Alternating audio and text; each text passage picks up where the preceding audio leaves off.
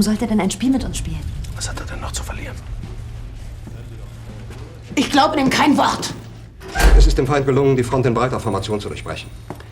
Im Süden hat der Gegner Zossen genommen und stößt auf Stahnsdorf vor. Der Feind operiert jetzt am nördlichen Stadtrand zwischen Frohnau und Pankow.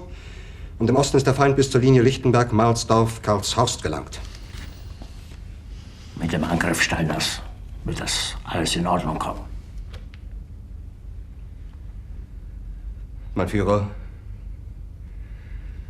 Steiner konnte nicht genügend Kräfte für einen Angriff massieren. Der Angriff Steiner ist nicht erfolgt.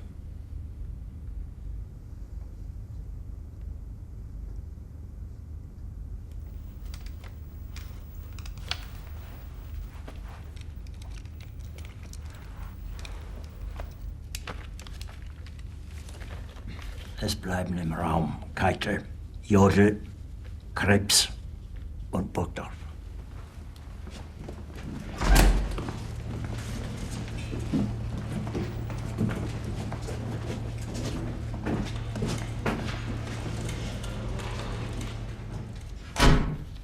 Das war ein Befehl!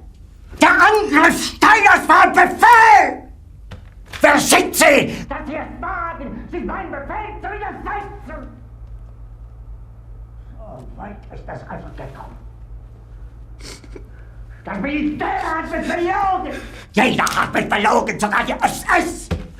Die gesamte Generalität ist nichts weiter als ein Haufen niederträchtiger, treuloser Feiglinge! Mein Führer, ich kann nicht zulassen, dass die Soldaten, die für Sie verbringen... Nicht als Feiglinge! Verreiter, Versager! Mein Führer, was Sie da sagen, ist ungeheuerlich! Die Generalität ist das Geschmeiß des deutschen Volkes!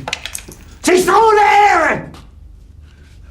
Sie nennen sich Generale, weil Sie Jahre auf Militärakademien zugebracht haben, nur um zu lernen, wie man Messer und Gabel hält!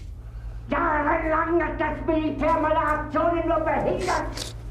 Es hat mir jeden nur ersichtlichen Widerstand in den Weg gelegt!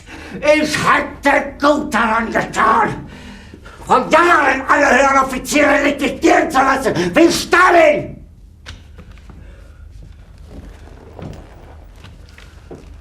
Ich war nie auf einer Akademie. Und doch habe ich allein auf mich gestellt, ganz Europa erobert.